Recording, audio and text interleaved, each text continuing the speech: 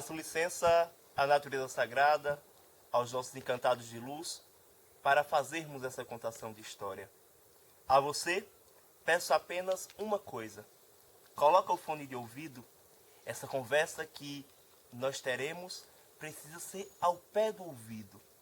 São histórias muito sagradas para a gente, passadas de geração em geração por meio da oralidade. Os nossos soípes, os nossos mais velhos nos ensinam. Histórias essas que, em sua grande maioria, não estão contidas em livros escritos, mas estão impressas nas nossas mentes, nas nossas almas, nos nossos corpos, nos nossos espíritos. Por isso que essa energia que nos permeia é aquela mesma energia das rodas de conversa em torno da fogueira e das contações de histórias das nossas avós, dos nossos avós. O que você me viu fazer antes chama-se Toré. Um espaço, um momento de força, de conexão com a natureza sagrada, com os nossos encantados de luz, os seres espirituais que estão presentes na mata.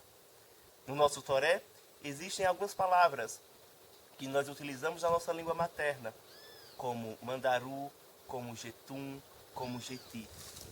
Por isso seja bem-vindo a esse espaço que é nosso, um espaço de contação, onde o nosso corpo ele é cedido para com a natureza e por meio dela nós nos colocamos também em encantamento.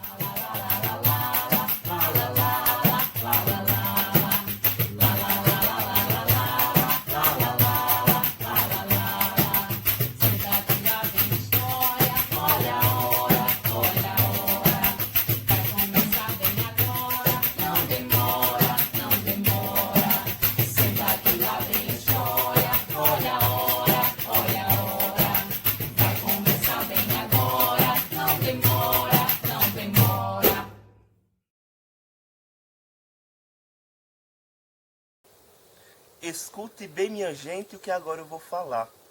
Essa história aconteceu há muito tempo atrás. E eu estava lá presente, eu vi tudinho. Lá na aldeia Vila de Simbres, aldeia mãe do povo Chucuru, lá no século XVI, quando a colonização ainda não tinha chegado no nosso território e nós vivíamos na mais perfeita paz. Dançando os nossos rituais, na convivência enquanto aldeia, enquanto comunidade, convivendo com os animais, fazendo as plantações e colheitas. Um parente saiu para caçar em meio à mata. Chegando lá, passando por frondosas árvores, degustando diversos frutos, sentindo o cheiro de diversas flores, viu como que uma luz forte adiante de um elemento que não era comum naquele espaço, de um elemento que não é comum nas nossas matas. E ao se aproximar com cuidado, tendo o seu arco e flecha na mão, aproximou-se. E como que em encantamento, ele tomou para si uma santa. Mas como um objeto, um artefato católico estaria ali no meio da mata, se nenhum homem branco tinha passado por ali antes? Existem coisas da natureza sagrada que nós não conseguimos explicar, porque é o encantamento que nos aponta esses caminhos. É o encantamento que nos permite, que nos dá como presente, como dádiva.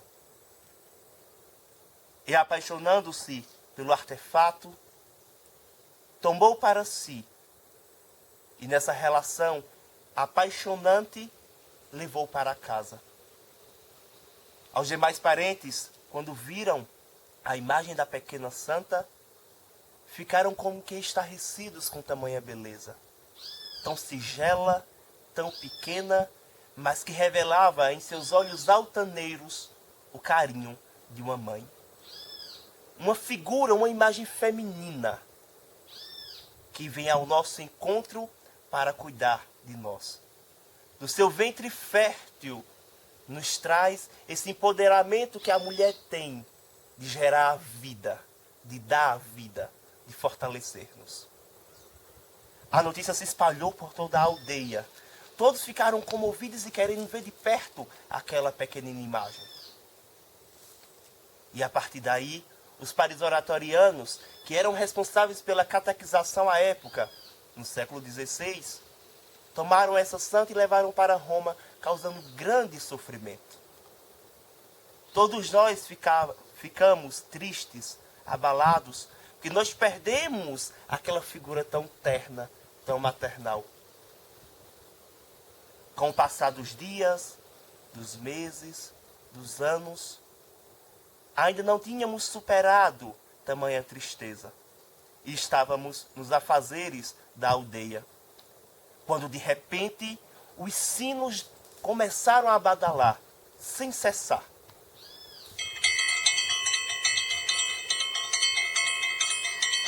E todos curiosos, como que já sabiam o que tinha acontecido, quem tinha voltado. Indo até a mata, no lugar exato onde Mãe Tamaim tinha sido encontrada pelo índio que caçava. Ela estava lá, com o manto ainda molhado de orvalho. Como ela voltou de um caminho tão árduo, tão longo de Roma para cá, nós não sabemos. Mas, a partir daí, louvamos e agradecemos a natureza sagrada, a força encantada, por ter trago para a gente o rosto feminino, a figura de nossa mãe, a Mãe Tamaim. A partir daí, nós não deixamos mais que ela saísse do nosso território. E a cada dia 2 de julho, nós fazemos uma grande festa, com busca da lenha, com procissão, com banda de pífanos, com muita conversa, com muito toré, com muita dança, com toda a poeticidade que existe e permeia o nosso ser. E a partir daí, a cada 2 de julho, nós estamos cada vez mais, enquanto os filhos seus, presentes, louvando e agradecendo.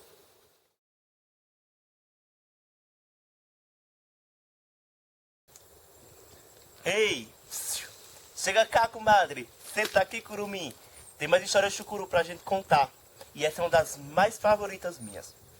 Eu era pequeno e sempre fui muito esperto, daqueles que gostavam de desbravar o mundo, de conhecer histórias, de entender a origem das coisas. Como seria o mundo se elas não existissem? Se fosse eu que tivesse criado? E a partir daí, eram inúmeras viagens que fazia por meio da mata, por meio das flores, dos animais, a conhecer, a descobrir e a me entender também. A história que eu vou contar é sobre a Pedra do Crajé, uma grande pedra aqui no nosso território chucuru. Essa relação existencial que nós temos com a natureza nos ensina muito a adentrarmos, a desbravarmos, a conhecermos, a nos sentirmos enquanto corpo, enquanto ser. Esse olhar que ele é terno, que ele é direto, que ele é aconchegante, que ele é especulativo. Aquele olhar que ele é altaneiro, aquele olhar que nos chama, nos convida a adentrar cada vez mais nas histórias. Eu estava no terreiro de casa, no quintal, brincando, quando vi uma modesta procissão a caminho de Simbres. Coloquei o amontoado de pedras e comecei a olhar o que estava acontecendo, o que aqueles parentes traziam, numa rede. E a partir daí fiquei me perguntando, porque parecia mesmo um corpo. E aí não tive dúvidas, vi que estavam cansados, o terreno até Simbres. O caminho ele é muito árido, muito seco, e o sol estava muito escaldante. Corri para dentro de casa, peguei um copo com água e correndo fui até o parente com o copo derramando ainda algumas gotículas de água no chão que este bebia, engolia essa água devido ao grande clima que estava fazendo. Entreguei o copo ao parente e disse que um copo com água ajudaria aquele parente que passou mal na procissão e que minha mãe sempre disse, um copo de água sempre ajuda, sempre renova as forças. O parente tomou o copo de minha mão e aos goles tomou e disse, ah, parente, esse nosso irmão aqui já fez a passagem de vida, já tomou toda a água necessária durante esta vida e agora ele se encontra no plano espiritual. Para nós chucuru, a morte ela não é o fim, por isso que nós chamamos que é uma passagem. É o começo para o plano encantado, o plano do encantamento, o plano espiritual. E chegando lá na Pedra do Crajé, colocaram o corpo na rede para descansarem e cantaram um ponto de toré, fazendo essa conexão, essa ligação com a força do encantamento.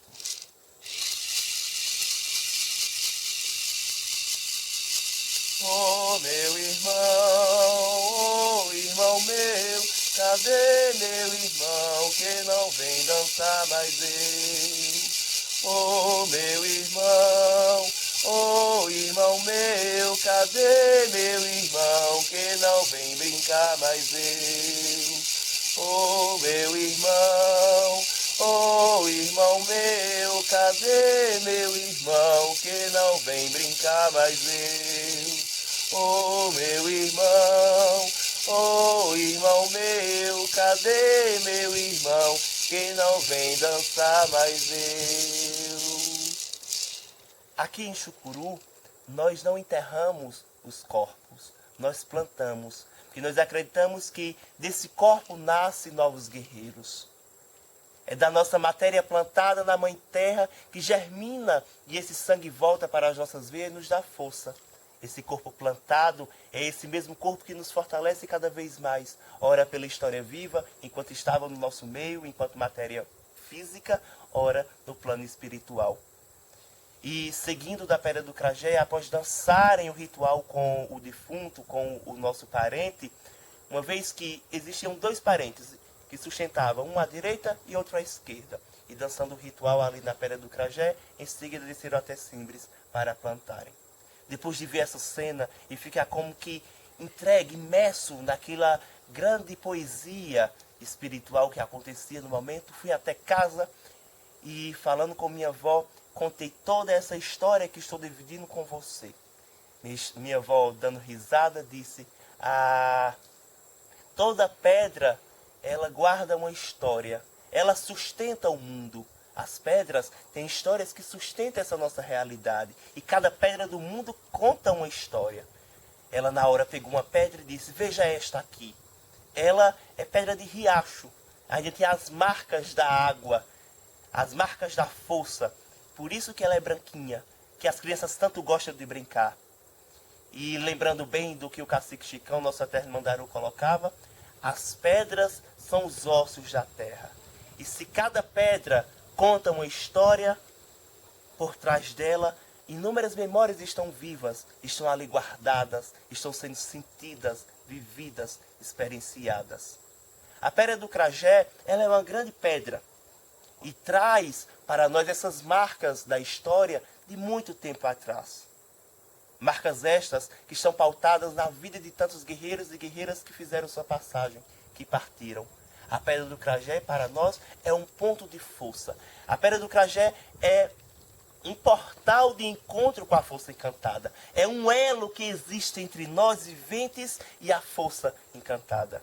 Por isso que, anualmente, no dia 23 de junho, no dia 2 de julho, nós saímos das 24 aldeias do território Chucuru, de mais de 27.555 hectares de terra.